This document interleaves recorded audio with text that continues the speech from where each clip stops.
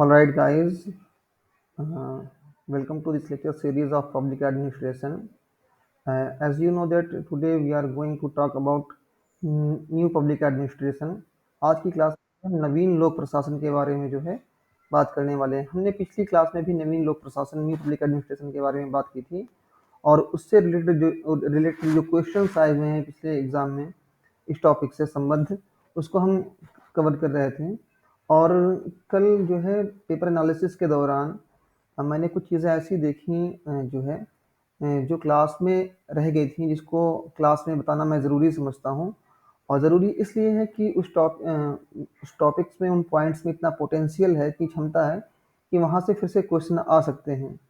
और अभी हाल ही में जो है, जो 2023 में क्वेश्चन जो एग्ज़ाम कंडक्ट किया गया, यूजीसी नेट एग्जामिनेशन, जो मार्च में एग्ज़ाम हुआ था 6 मार्च को 2023 में, तो उस पेपर का भी मैं एनालिसिस कर रहा था। तो वहाँ से भी जो है हमें एक क्वेश्चन मिला नवीन लोक प्रशासन से। और यहाँ पे देखें, ये जो क्वेश्चन आप जैसा कि देख सकते हैं स्क्रीन पे, जो है 2023 में क्वेश्चन पूछा गया है। और यहाँ पे पूछा जा रहा है, the literature on new public administration lays emphasis on.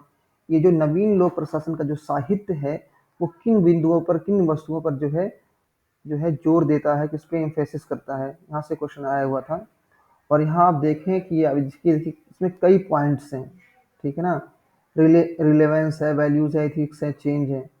तो आप देखें, थोड़ा सा इस पर फोकस करें कि इसमें आप बताएं, इसमें जो जिन्होंने कल क्लास अटेंड की थी उसमें से बताएं, इसमें से कौन सा ऑप्शन करेक्ट होगा, पहला, दूसरा, तीसरा, चौथा। और देखिए, आपको जब भी एग्जाम में क्वेश्चन को अटेम्प्ट करना है तो आपको जो है ऑप्शंस को एलिमिनेट करना है।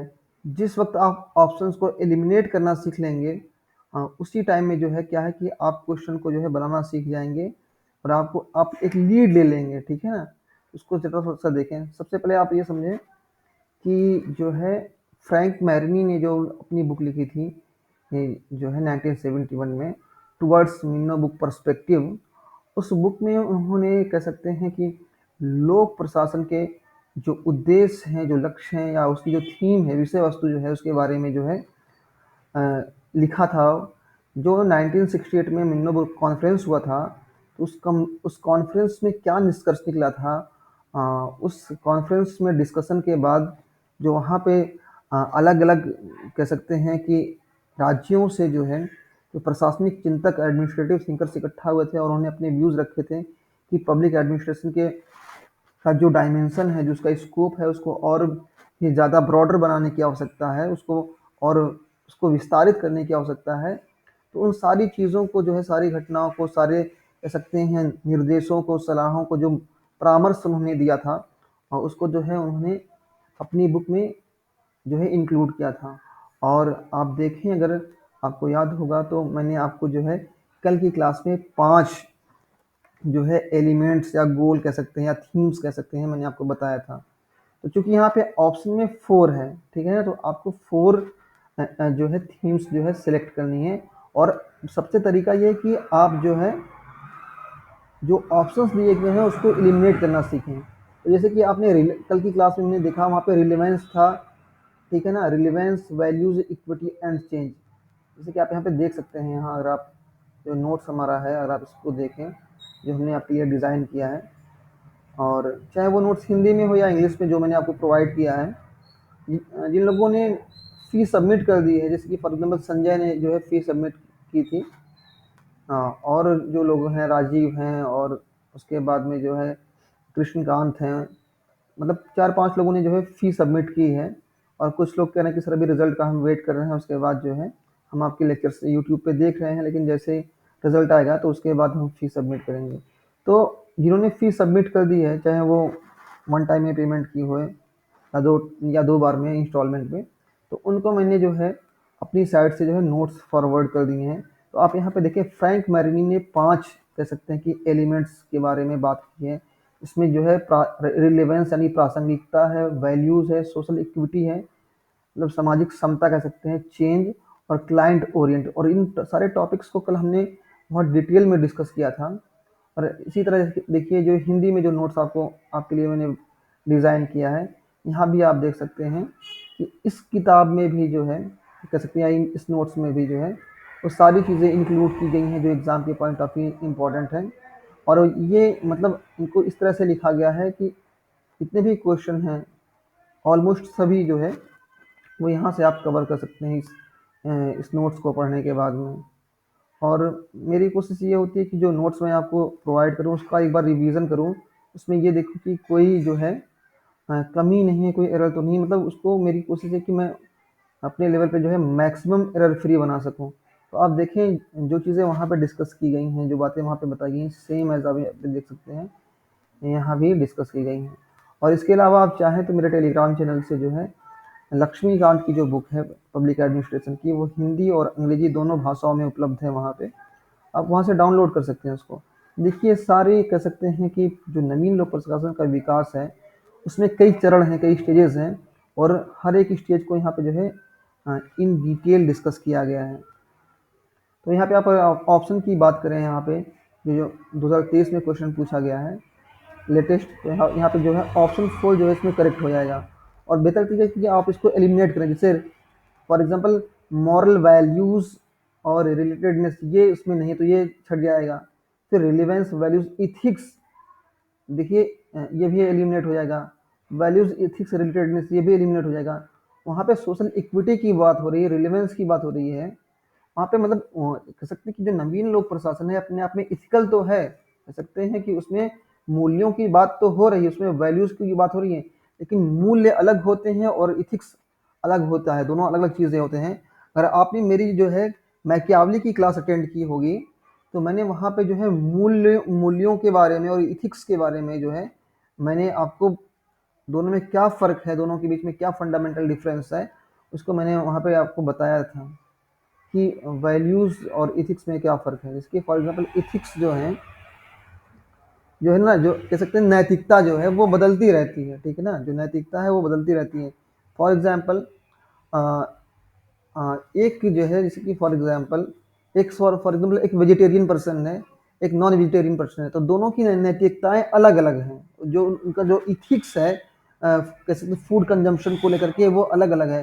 तो वो चीज़ें सोसाइटी टू मतलब सोसाइटी के अकॉर्डिंग, एटमॉस्फेयर के according, person to person, place to place ये बदलती रहती है। लेकिन जो वैल्यूज़ हैं, जो मूल्य हैं, वो नहीं बदलते हैं, वो जो है शाश्वत। जैसे कि आप बात करें सत्य की बात करें, जैसे कि फॉर एग्जाम्पल कि आप ईमानदारी की बात करें प्रशासन में से, और फॉर एग्जांपल आप एडमिनिस्ट्रेशन में बात करते हैं, तो अकाउंटेबिलिटी एक ऐसा एक वैल्यू हो सकता है जो सारे एडमिनिस्ट्रेशन में जो है इम्पोर्टेंट रखता है।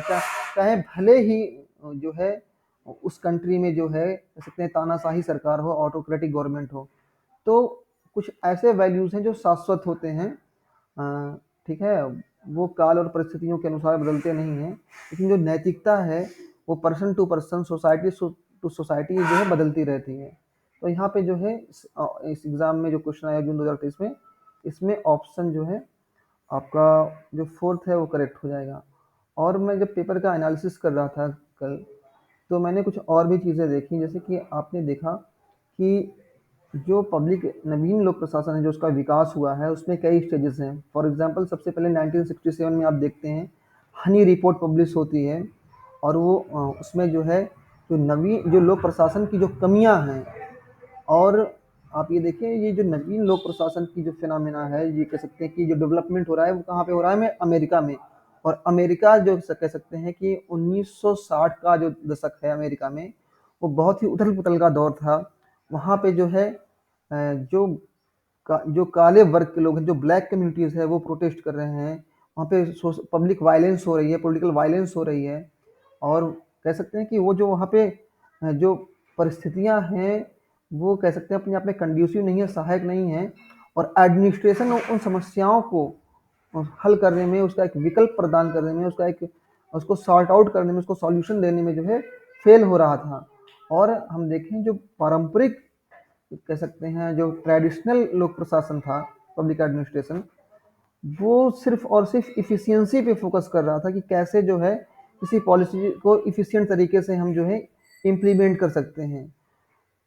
जैसे कि जिस हर एक जो जितनी भी सोसाइटी होती है, ठीक है, जैसे कि चाहे फॉर एग्जांपल चाहे वो इंडियन सोसाइटी हो, ब्रिटिश सोसाइटी हो, अमेरिकन सोसाइटी हो, इवन जो ट्राइबल सोसाइटीज़ होती हैं उनके भी कुछ वैल्यूज़ होते हैं। तो एडमिनिस्ट्रेशन का ये काम है कि जो सोसाइटी के जो वैल्यूज़ हैं उन वैल्यूज़ को वो प्रोटेक्ट करें, ठीक है ना। मतलब एडमिनिस्ट्रेशन का भी एक अपना खुद का एक स्टैंड होना चाहिए कि सपोज कि समाज में अगर नैतिक मूल्यों का पतन हो रहा है और उसके बाद में जो है लोगों के बीच में और सोसाइटी में जो है डिसऑर्डर फैल रहा है, अव्यवस्था फैल रही है, तो एडमिनिस्ट्रेशन का काम सिर्फ ये नहीं है कि जो है सिर्फ लॉ एंड ऑर्डर है, कानून व्यवस्था को बनाए रखे, बल्कि ये भी उसको पता करने की आवश्यकता है कि ये जो सोसाइटी के अंदर में जो है जो उतार चढ़ाव आ रही हैं, हाँ, ये जो टर्बुलेंस हो रहा है, इसके पीछे फैक्टर कौन से हैं और इसका समाधान क्या है, इसको कैसे हम सॉर्ट आउट कर सकते हैं।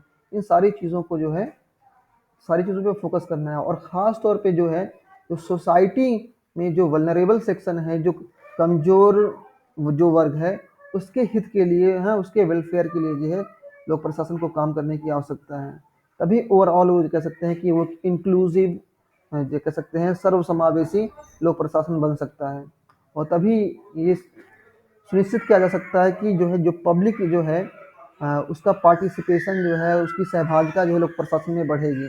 मतलब जो जितने भी एडमिनिस्ट्रेशन के काम होते हैं, फॉर एग्जांपल जैसे कि आप देखें, कभी कभी आपने देखा होगा कि लोग ये कहते हैं कि एडमिनिस्ट्रेशन जो है फेल हो गया। तो अगर एडमिनिस्ट्रेशन, एक मिनट होल्ड ऑन, अगर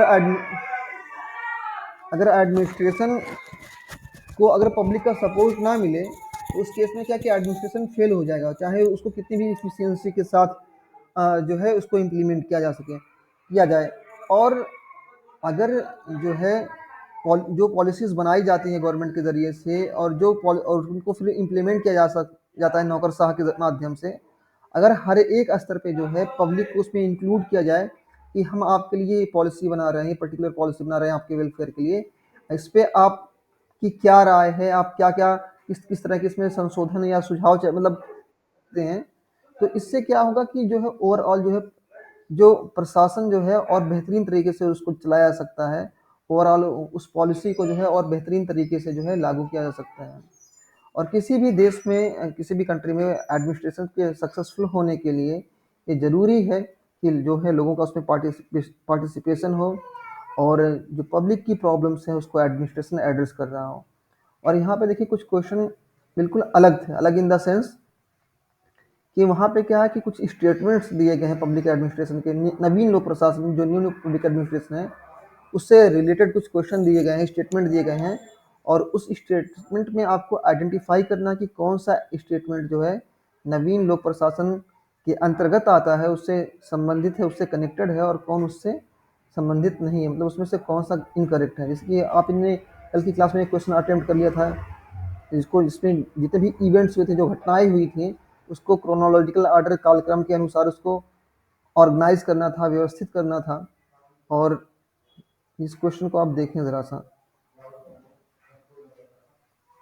जो 2011 में पूछा गया था, आई थिंक जून या फिर दिसंबर।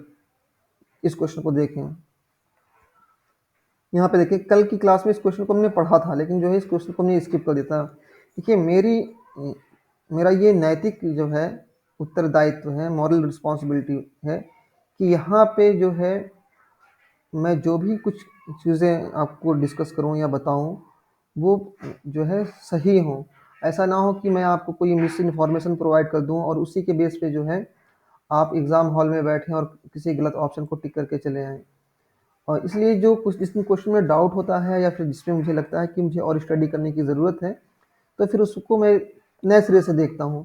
देखिए यहाँ पे कुछ ऑप्शंस दिए गए हैं, उसमें से ये आपको देखना है कि कौन सा इसमें से जो ऑप्शन है वो इनकरेक्ट है। और एग्ज़ाम हॉल में जो आपसे मिस्टेक होती है, आप जल्दी में क्वेश्चन को पढ़ते हैं और ये भूल जाते हैं, या जल्दी हड़बड़ी में जो है जल्दबाजी में, या फिर कह सकते हैं कि जो एग्ज़ाम हॉल का जो प्रेशर होता है, जो इन्वायरमेंट होता है, वो कहीं न कहीं एक कह सकते हैं असहजता, अनईज़ीनेस क्रिएट करता है, जिसकी वजह से आप गलती कर जाते हैं। तो हमेशा जब भी किसी क्वेश्चन को पढ़ें आप, तो ये देखिए कि उस क्वेश्चन की रिक्वायरमेंट क्या है, उस क्वेश्चन का नेचर कैसा है, वो पॉजिटिव है या नेगेटिव है। मतलब आपको मतलब किसी चीज़ को सेलेक्ट करने के लिए कहा जा रहा है या फिर किसी चीज़ को एलिमिनेट करने के लिए कहा जा रहा है। जैसे कि इस क्वेश्चन में देखिए, इसमें पूछा जा रहा है कि नवीन लोक प्रशासन के विषय में कौन सी बात, ये जो बातें कही गई हैं, इसमें से निम्नलिखित में से कौन एक सा कथन जो है सही नहीं है? तो आप देखें यहाँ पे लिखा गया है कि जो ये it is more public oriented. कल की क्लास में हमने, आपको याद होगा, जब हम नवीन लोक प्रशासन के बारे में हम डिस्कस कर रहे थे, तो यहाँ पे हमने बताया था कि ये जो अप्रोच है पब्लिक एडमिनिस्ट्रेशन का, क्या कह सकते हैं कि ये जो कह सकते हैं कि ये जो नवीन लोक प्रशासन है, ये क्या कि ये क्लाइंट पे फोकस करता है। जो क्लाइंट मतलब क्या, जो मतलब आवाम है, जो पब्लिक है, उस पर फोकस करता है, जो उनकी रिक्वायरमेंट्स है उस पर फोकस करता है। और यहाँ पे आप देखें, इसको कितना क्लियरली मैंने यहाँ पे जो है मेंशन किया है कि इसमें सिर्फ इस बात पे नहीं जोर दिया जाता है कि कौन सी वस्तुएं और सेवाएं, मतलब कौन से गुड्स और सर्विसेज पब्लिक को प्रोवाइड करने हैं, बल्कि इस बात पे भी फोकस किया जाता है कि जिन लोगों को ये वस्तुएं और सेवाएं प्रदान की जा रही हैं, उनको भी आप जो है मौका दें अपनी बात का रखने का, ताकि एडमिनिस्ट्रेशन ये समझ सके कि कैसे और क्या चीज़ें और कब, कैसे, हाउ, व्हेन एंड व्हाट, मतलब हमें कैसे, कब और किन चीज़ों को डिलीवर करना है। फॉर एग्जांपल, जैसे कि फॉर एग्जांपल फार्मर्स हैं, उनको जो है अपने खेत में जो है इरिगेशन करना है, सिंचाई करनी है, तो उनको पानी की रिक्वायरमेंट है। तो ऐसा नहीं है कि आप पानी को जो है कभी भी आप खेत में जो है डिप्लॉय कर सकते हैं, कभी भी डाल सकते हैं। आपको देखना पड़ेगा कि किस पर्टिकुलर सीजन में डालना है, कब डालना है, कितनी क्वांटिटी में डालना है और कैसे डालना है। मतलब हर किसी भी काम को जो है करने का एक तरीका होता है। इसमें ये तीनों फैक्टर्स को देखना होता है। तो एडमिनिस्ट्रेशन को अगर वो चाहता है कि जो सोसाइटी में जो प्रॉब्लम्स एग्जिस्ट कर रही हैं, तो उसको सॉर्ट आउट करने के लिए जो है क्या मेथडोलॉजी अपनाई जाएगी, कौन सा तरीका अपनाया जाएगा, कब अपनाया जाएगा और कैसे अपनाया जाएगा, इन सारी चीज़ों पे फोकस करना पड़ेगा एडमिनिस्ट्रेशन को।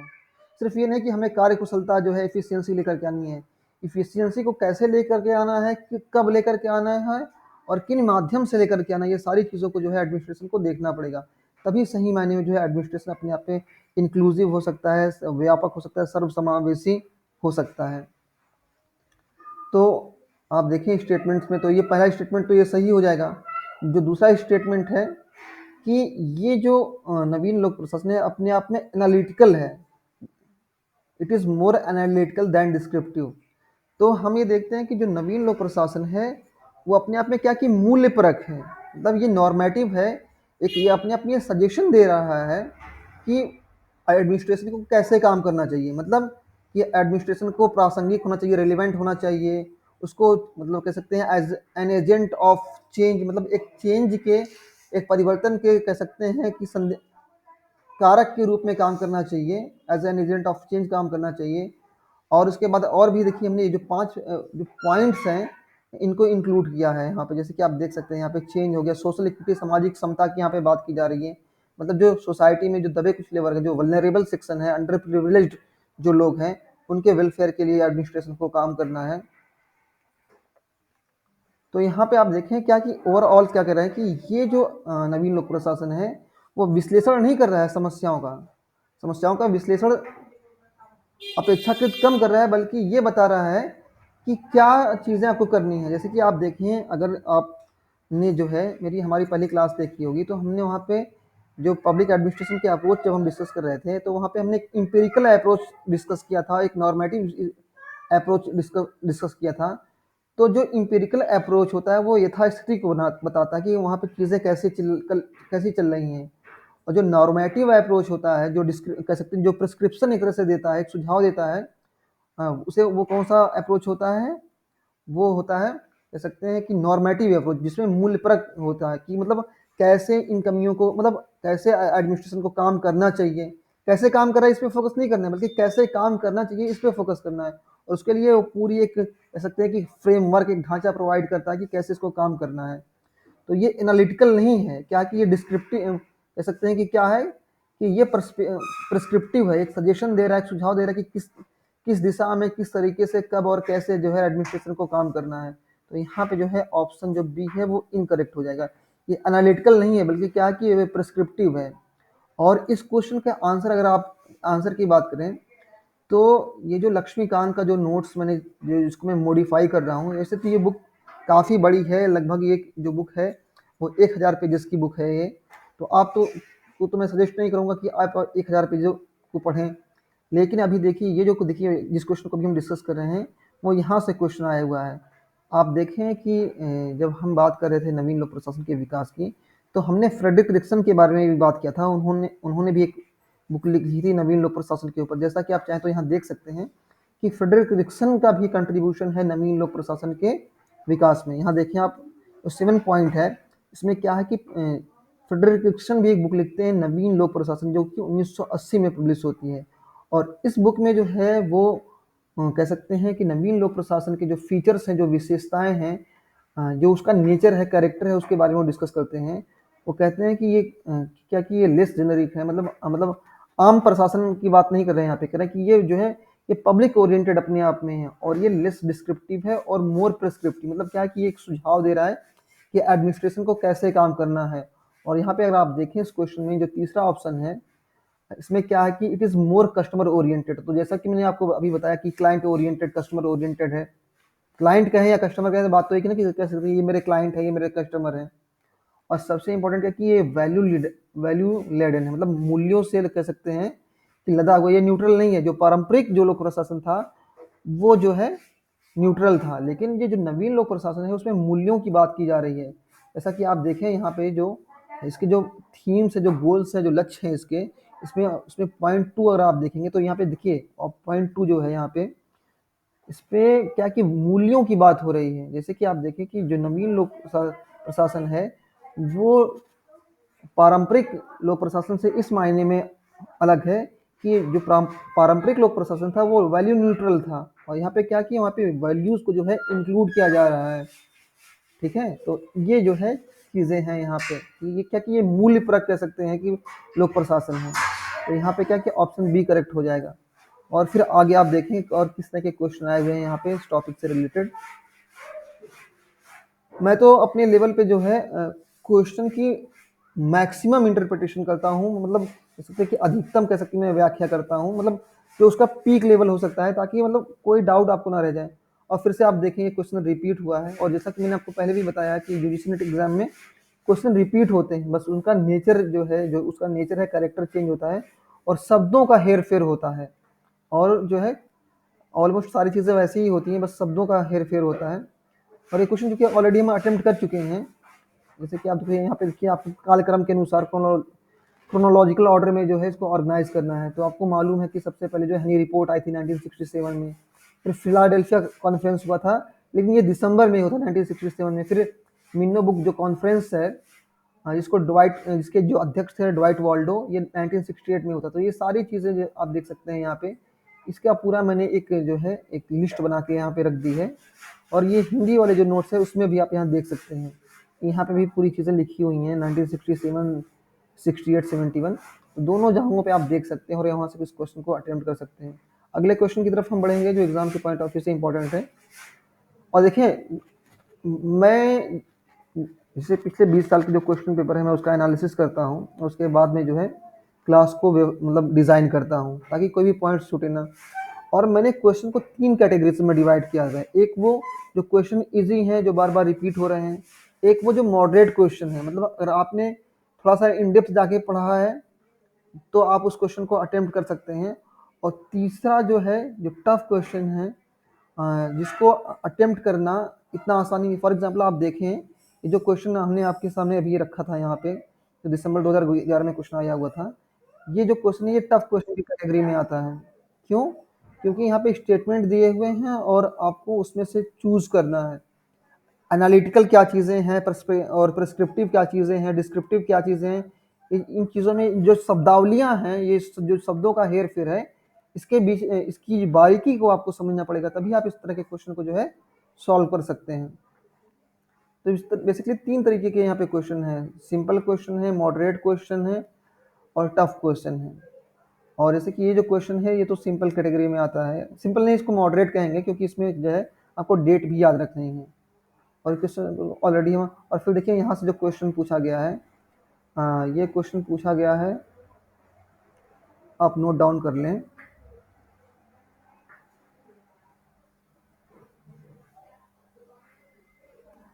जून 2014 में इस क्वेश्चन को पूछा गया है।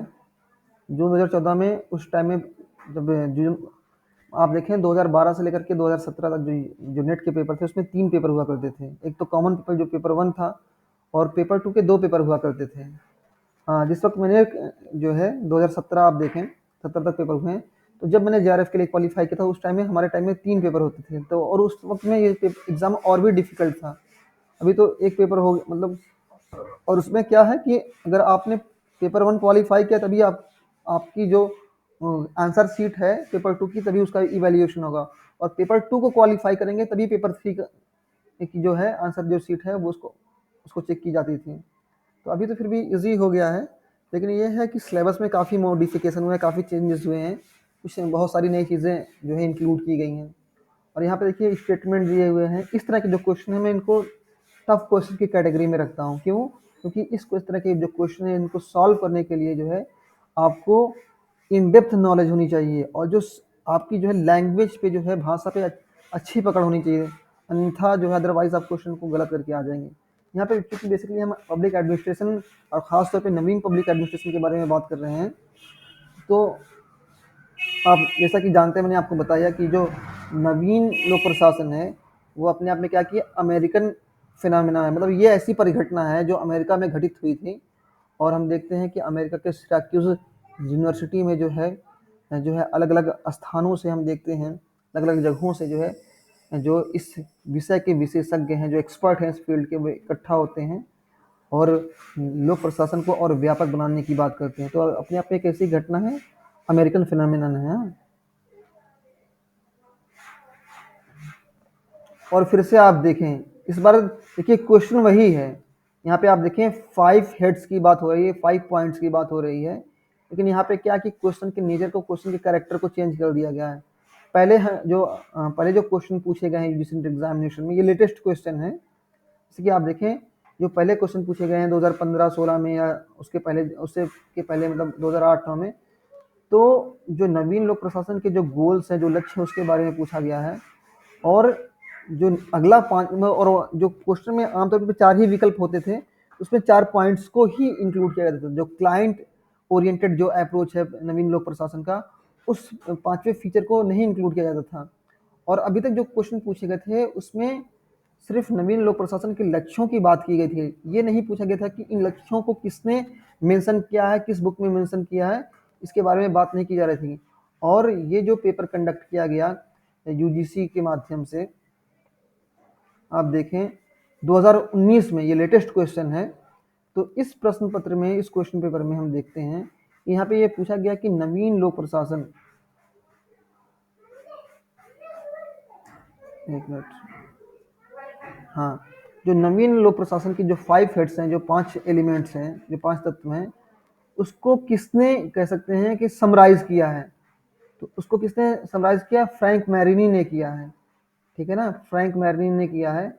और यहाँ आप नोट्स में भी देख सकते हैं कि जो मैंने नोट्स आपके लिए ऑर्गेनाइज किया है इसमें आप देख सकते हैं यहाँ पे मैंने इसको स्पेशली जो है बोल्ड कर दिया कि फ्रैंक मैरिनी ने समराइज किया है इन 5 हेड्स को जो है समराइज किया है। वो 5 हेड्स क्या हैं? रिलेवेंस मतलब प्रासंगिकता, वैल्यूज मतलब मूल्य, सोशल इक्विटी मतलब सामाजिक समता, चेंज का मतलब परिवर्तन और क्लाइंट फोकस का मतलब क्या है कि मतलब क्या कि ये पब्लिक को जो है सेंटर में रख करके काम कर रहा है ये एडमिनिस्ट्रेशन जो नवीन लोक प्रशासन है। तो फ्रैंक मैरिनी यहाँ पे जो है करेक्ट हो जाएगा। और आप देखें फ्रैंक मैरिनी से कौन कौन से क्वेश्चन आए हुए हैं। फ्रैंक मैरिनी से क्वेश्चन ये पूछा गया है कि नवीन लोक प्रशासन की जो पुस्तक है उसको मतलब जो सबसे पहला जो क्वेश्चन है कि फ्रैंक मैरिनी की जो बुक है उसका टाइटल क्या है और वो बुक क्यों स्पेशल है। क्यों? क्योंकि वो नवीन लोक प्रशासन की पहली पुस्तक मानी जाती है और उसमें नवीन लोक प्रशासन की जो सिद्धांत हैं और कह सकते हैं जो थीम्स जो उसके लक्ष्य उद्देश्य हैं उसको इंक्लूड किया गया है। और ये कब किया गया था? 1968 में मिन्नो बुक कॉन्फ्रेंस हुआ, वहीं से नवीन लोक प्रशासन की शुरुआत मानी जाती है। हालांकि उसके पहले भी कुछ घटनाएं हुई जैसे कि फिलाडेल्फिया कॉन्फ्रेंस हुआ, हनी रिपोर्ट आई, लेकिन हमारे सही मायने में कहें तो 1968 से जो है नवीन लोक प्रशासन की शुरुआत होती है। और उन सारे जो कह सकते हैं उस कॉन्फ्रेंस में जो है जो भी चीज़ें डिस्कस की थी उसको समराइज किसने किया था? फ्रैंक मैरिनी ने अपनी book towards new public administration Minnowbrook perspective जो कब पब्लिश हुई थी 1971 में। तो आप इन चीज़ों को याद रखें, यहाँ से क्वेश्चन बन सकते हैं। अगली बार क्वेश्चन एग्जाम में इस तरह से क्वेश्चन आ सकते हैं कि ये जो बुक है, ऐसे भी क्वेश्चन बनाया जा सकता है कि ये फ्रैंक मेरलिन ने किस बुक में जो है इन एलिमेंट्स को इंक्लूड किया था, या जिस बुक में इंक्लूड किया था उसका ईयर ऑफ पब्लिकेशन क्या है। इस तरह से यहाँ पे क्वेश्चन आ सकते हैं, इसमें पोटेंशियल है इस टॉपिक में। आप देखें ना, जैसे कि भैया मैंने आपको दिखाया यहाँ पे 2023 में क्वेश्चन आपको जो अभी हाल ही में मार्च में एग्जाम कंडक्ट किया गया है, वहां से क्वेश्चन यहाँ पे कंडक्ट किए गए हैं। और इस क्वेश्चन में क्या किया, ऑप्शन 4 जो है यहाँ पे, इसमें ऑप्शन 4 करेक्ट है। नेक्स्ट क्वेश्चन की तरफ हम बढ़ते हैं, उसको हम देखते हैं। मैंने यूट्यूब पे देखा है कुछ लोग जो है क्या करते हैं कि प्रीवियस ईयर के प्रैक्टिस सेशन की बात करते हैं कि हमने 60 मिनट में 60 क्वेश्चन अटेम्प्ट कर लिए। 60 मिनट में 60 क्वेश्चन अटेम्प्ट करना बड़ी बात नहीं है। बड़ी बात यह है कि जो जितने भी ऑप्शंस हैं उसको आप एलिमिनेट करना सीख लें। ऑब्जेक्टिव टाइप के जो क्वेश्चन होते हैं उसको आप मेमोराइज नहीं कर सकते हैं। अगर आपको सब्जेक्ट मैटर का नॉलेज नहीं है, आपकी आपकी अंडरस्टैंडिंग नहीं है उस कॉन्सेप्ट को लेकर के, तो आप कभी भी उस क्वेश्चन को अटेम्प्ट नहीं कर सकते हैं। फॉर एग्जाम्पल वहाँ पे अगर कहीं ऑप्शन में जैसे 4 ऑप्शन दिया तो वहाँ पे तो चूज करना आसान है, लेकिन वहीं पे ऑप्शन इस तरह से आ गया कि ए बी सी डी सही है, ए बी डी सही है, ए बी सी डी सभी सही है, तो फिर आप वहाँ कंफ्यूज हो जाएंगे। अब देखिए यहाँ पे देखिए क्वेश्चन पूछा गया है, लेटेस्ट क्वेश्चन कि name the editor of the book towards a new public administration Minnowbrook perspective. अब देखिए यही फ्रैंक वार्ने की बुक है, और मैंने भी आपको सजेस्ट किया कि देखिए आप इस बुक के टाइटल को याद रखें, यहाँ से क्वेश्चन आ सकता है। और देखिए क्वेश्चन आया भी है, ठीक है, यहाँ से आप देख सकते हैं। ये फ्रैंक वार्ने की ये बुक है, यहाँ पे आप देख सकते हैं, जो है 1971 में ये पब्लिश हुई थी। ये बुक यहाँ पे जिसको मैंने हाईलाइट किया, आप यहाँ से देखें। और इस बुक से क्वेश्चन पूछे गए हैं, और ये क्वेश्चन पूछा गया था यूजीसी ने कब पूछा था इसको, एक मिनट में बता रहा हूँ आपको, नोट डाउन कर लें आप। और आप लोगों ने क्वेश्चन बैंक खरीदा या नहीं खरीदा, ये बताएं आप। क्या सभी लोगों ने जो क्लास को अटेंड करे उन्होंने क्वेश्चन बैंक को परचेज कर लिया है? मैं तो नहीं, तो आप परचेज कर लें, चाहे आप इंग्लिश मीडियम के तो इसको परचेज कर सकते हैं, या हिंदी मीडियम के तो इसको परचेज कर सकते हैं, और चाहे तो अगर ये जो मैंने खुद लिखा हुआ है इसको आप परचेज कर सकते हैं। इसमें ये है कि आप सारे क्वेश्चन को एक बार में, जैसे कि आप यहाँ पे देख लेना कर्सर, बहुत जल्दी आ जाएगा। बस ये अपने मतलब कह सकते हैं कि क्लाइमैक्स पे है। होपफुली 1 महीने के अंदर कर दूंगा मैं एक्चुअली क्या है ना, कोई बात नहीं है, आप थोड़ा सा वेट कर लें। बाकी हम तो क्लास में डिस्कस कर ही रहे हैं ना, आपको बता, इसलिए हम जो है ईयर भी बता दे रहे हैं कि किस साल में क्वेश्चन आया हुआ है, तो आप एटलीस्ट जो है आप ईयर नोट डाउन कर सकते हैं। इसे फॉर एग्जांपल यही क्वेश्चन बैंक है या ये क्वेश्चन बैंक है, तो आपके लिए इजी नहीं है कि आप इस क्वेश्चन बैंक में ये कम से कम जो है, जहाँ तक मुझे लगता है, ये जो है 1000 पेजेस का ये क्वेश्चन बैंक है। और भी मार्केट में और भी क्वेश्चन बैंक्स हैं, जैसे कि इसकी अगर बात करें हम, तो इसमें भी काफ़ी पेजेस हैं, लगभग 800 के आसपास पेजेस हैं। तो 800 पेजेस में आपके लिए ढूंढना बहुत मुश्किल हो जाएगा कि कहाँ कहाँ क्वेश्चन आए हुए हैं, और ये पीडीएफ में आप आसानी से सर्च कर सकते हैं। बाकी आप चाहें, आप जैसा चाहें वैसा कर सकते हैं, आप फ्री हैं। मैं कभी भी किसी को ये नहीं कहता कि आप मेरी बुक परचेज़ करें या मेरा क्वेश्चन बैंक परचेज़ करें। आपको अगर लगता है कि हाँ ये आपके एग्ज़ाम के में हेल्प कर सकता है तो आप परचेज़ करें, अदरवाइज़ मार्केट में बहुत सी चीज़ें उपलब्ध हैं, आप वहाँ से परचेज़ कर सकते हैं। तो आपने देखा यहाँ से क्वेश्चन आए हुए हैं, फिर आगे बढ़ते हैं हम। आप देखिए यहाँ से फिर से क्वेश्चन आया हुआ है, क्वेश्चन नंबर 74। आप यहाँ पे देखिए, यहाँ पे नवीन लोक प्रशासन की बात हो रही है, और मैंने आपको पिछली क्लास में बताया था कि जो नवीन लोक प्रशासन की जो शुरुआत है वो कहाँ से होती है, मिनो बुक कॉन्फ्रेंस से। और इस तरह के जो क्वेश्चन है इसको अटेम्प्ट करने का तरीका ये है कि अगर आप इसमें दो भी क्वेश्चन आते हैं, अगर दो भी ऑप्शन आपको मालूम है तो आप क्वेश्चन को अटेम्प्ट कर सकते हैं। और सबसे इंपॉर्टेंट चीज़ ये कि जब मैं क्वेश्चन को सॉल्व मतलब क्वेश्चन को डिस्कस करता हूँ, तो विकल्प सिर्फ जो राइट आंसर है उसको भी तो डिस्कस करता ही करता हूँ मैं, और जो ऑप्शन करेक्ट नहीं है वो क्यों करेक्ट नहीं है इसके बारे में मैं डिस्कस करता हूँ। और आपने देखा होगा कि जब जब हमारी पहली, दूसरी और तीसरी जो क्लास हुई है, तो हमने जो है साइमन के बारे में डिस्कस किया था। और साइमन का बेसिकली वहाँ पे जो डिस्कशन था वो इस बारे में था कि उन्होंने जो लोक प्रशासन के सिद्धांत उसको रिजेक्ट कर दिया था। लेकिन मैं उससे आगे जा करके हमने डिसीजन मेकिंग थियरी के बारे में हमने वहाँ पे बात की थी, इन डिटेल डिस्कस किया था। तो डिसीजन मेकिंग की जो प्रोसेस है उसके बारे में हमने डिस्कस किया था, ताकि जो है आप चीज़ों को समझ सकें कि आगे क्या क्या चीज़ें आने वाली हैं। जब क्लास अनफोल्ड होगी और लेक्चर्स आपके सामने आएंगे तो आपको एक आइडिया मिलेगा। जिसकी फॉर एग्जांपल हमने क्लास में आपको बताया था कि जो है हर्बर्ट साइमन जो है उनका डिसीजन जो उनका कॉन्सेप्ट है डिसीजन मेकिंग का, वो एग्जाम के पॉइंट ऑफ व्यू से इंपॉर्टेंट है। और यहाँ आप देख रहे हैं एग्जाम में यहाँ क्वेश्चन आए हुए, हर्बर्ट साइमन जो है डिसीजन मेकिंग से कनेक्टेड है। और नवीन लोक प्रशासन की शुरुआत जो है मैंने अभी कल बताया आपको कि कहाँ से शुरू होती है, तो शुरुआत होती है 1968 से। और विकास प्रशासन की बात करें हम तो एडवर्ड वीडनर ये जो है बहुत इंपॉर्टेंट थिंकर हैं, या इसको नोट डाउन कर लें। जो डेवलपमेंट एडमिनिस्ट्रेशन का जो कॉन्सेप्ट है उसके एक लीडिंग एक्सपोनेंट हैं, ये कह सकते हैं कि महत्वपूर्ण, एक कह सकते हैं एक निर्णायक कह सकते हैं कि कह सकते हैं कि विचारक हैं एडवर्ड वीडनर। और इकोलॉजिकल अप्रोच की आप बात करेंगे, जब आप तुलनात्मक लोक प्रशासन की बात करेंगे आगे की क्लास में कंपैरेटिव पब्लिक एडमिनिस्ट्रेशन के बारे में बात करेंगे, तो उसी में आप बात करेंगे जो है इकोलॉजिकल अप्रोच की, जो पारिस्थितिकी दृष्टिकोण है। मतलब यहाँ पे इन्वायरमेंट की बात नहीं हो रही है, बल्कि उन परिस्थितियों की बात हो रही है। जैसे जब भी फ्रेडरिक्स इकोलॉजिकल अप्रोच की बात करते हैं तो वहाँ पे वो पेड़ पौधों के बारे में बात नहीं कर रहे हैं, बल्कि बात कर रहे हैं जिस परिवेश में, जिस पर्यावरण के अंतर्गत इन्वायरमेंट में, जिस पर्यावरण में, इस परिवेश में जो है लोक प्रशासन काम कर रहा है। जैसे फॉर एग्जाम्पल अमेरिका अमेरिका का आप देखें पॉलिटिकल सिस्टम अलग है, पाकिस्तान का अलग है, सऊदी अरबिया का अलग है, इंडिया का अलग है। तो वहाँ पे क्या जो पॉलिटिकल सेटिंग्स है वहाँ की जो अलग है।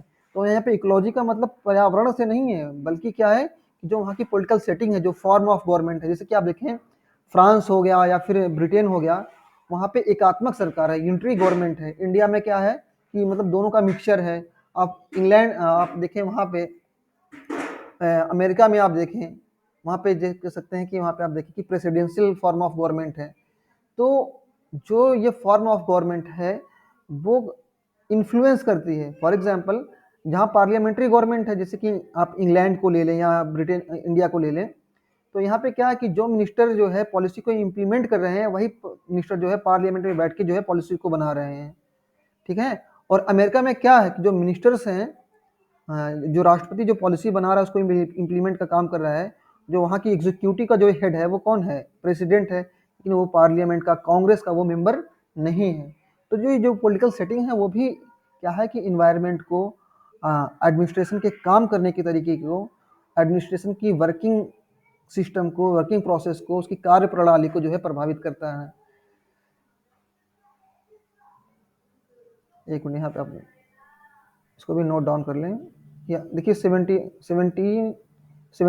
मतलब ये आखिरी क्वेश्चन है पब्लिक एडमिनिस्ट्रेशन, इसको नोट डाउन करें। आखिरी तो नहीं कर सकते हैं क्योंकि अभी हमने 2021 में क्वेश्चन हमने देखा, ये क्वेश्चन भी, ये भी लेटेस्ट ही क्वेश्चन है।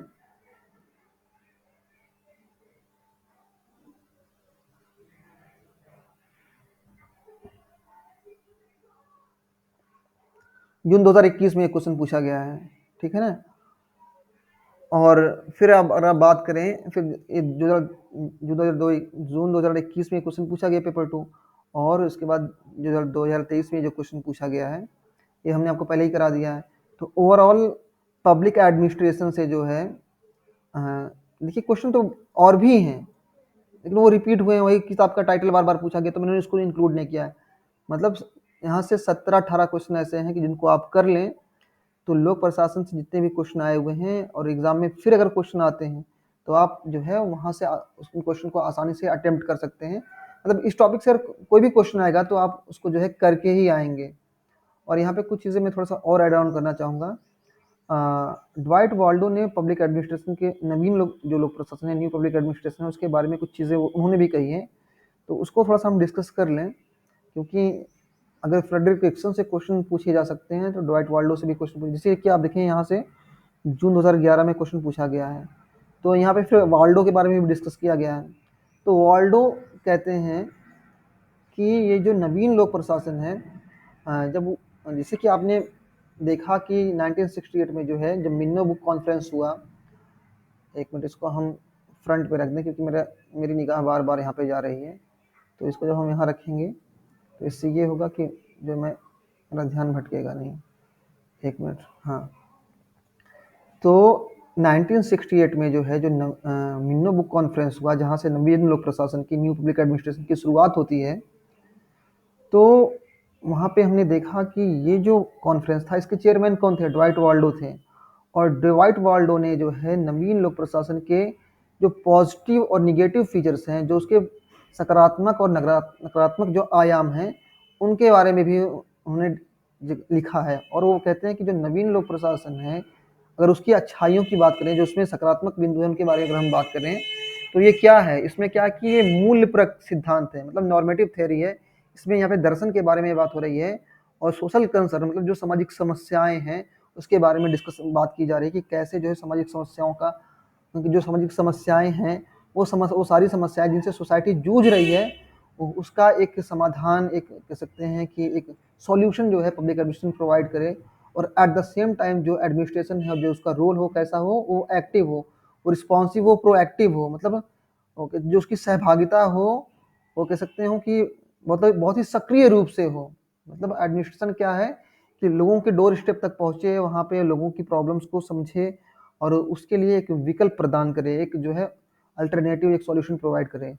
और दूसरा इसकी जो निगेटिव पॉइंट्स हैं वो ये हैं कि ये पॉजिटिविटिज्म और साइंटिसिज्म के अगेंस्ट है। मतलब पॉजिटिविटिज्म में क्या है कि सिर्फ उन्हीं चीज़ों पे फोकस किया जाता है जिनको आप अपने ज्ञान इंद्रियों के माध्यम से, अपने सेंसर्स के ज़रिए से जो है आप जिसको महसूस कर सकें। देखिए, मूल्यों की अगर हम बात करें, ठीक है ना, बहुत सी ऐसी चीज़ें हैं जो नैतिक रूप से जो है गलत हैं, नैतिक रूप से गलत हैं, ठीक है ना, लेकिन फिर भी क्या है कि कानून के ज़रिए से या एडमिनिस्ट्रेशन के ज़रिए से उसको जो है अलाउ कर दिया जाता है। फॉर एग्जांपल इंडियन सोसाइटी में हम देखें, एक सुप्रीम कोर्ट ने एडल्ट्री को जो है क्या किया है, सुप्रीम कोर्ट ने क्या किया है कि एडल्ट्री जो है, जो व्यभिचार है, मतलब ये है कि एक जो है एक हस्बैंड हो या वाइफ हो, वो शादी के बाद में भी किसी और के साथ वो रिलेशनशिप रख सकता है। अगर अगर वो ऐसा करता है तो वो क्राइम नहीं है। पहले ये एक्टिविटी क्राइम की कैटेगरी में आती थी, लेकिन अब क्या है कि अगर आप शादीशुदा हैं, उसके बाद भी आप किसी के साथ